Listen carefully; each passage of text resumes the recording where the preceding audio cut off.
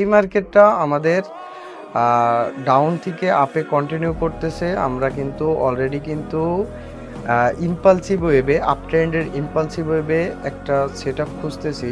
আচ্ছা, এইখান থেকেই আমি আপওয়ার্ড ডিরেকশনের জন্য এন্ট্রি নিব।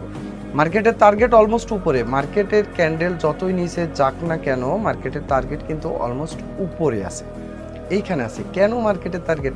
ভাই দেখেন কি সুন্দর market, higher high, higher low, lower low, lower high এই জিনিসগুলো করতেছে। মানে ইম্পালসিভ ওয়েভ থেকে দেখেন।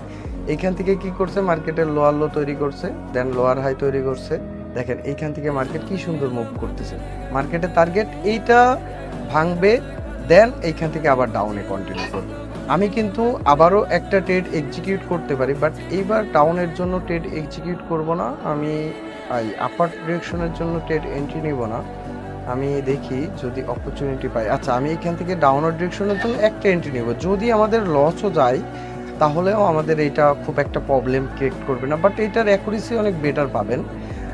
কেন বেটার পাবেন আমি আপনাকে মানে ডিপলি ভাবে বোঝাই। এই জিনিসগুলো দেখবেন আপনারা ট্রেড করতে গেলে এই জিনিসগুলো ফলো করবেন। হ্যাঁ, একে তো রাউন্ড নাম্বার ভাই, প্রাইস অ্যাকশনের কনসেপ্ট যদি আপনার না জানা থাকে, ট্রেডিংয়ে আপনি 40% নলেজও গেইন করতে পারেন ভাই। হ্যাঁ, এই যে রাউন্ড নাম্বারগুলো থাকে এই জিনিসগুলো কিন্তু মোস্ট ইম্পর্টেন্ট। এখন আসেন, এটা হচ্ছে আমাদের ডাবল জিরো একটা রাউন্ড নাম্বার, তার মানে স্ট্রং একটা রাউন্ড নাম্বার।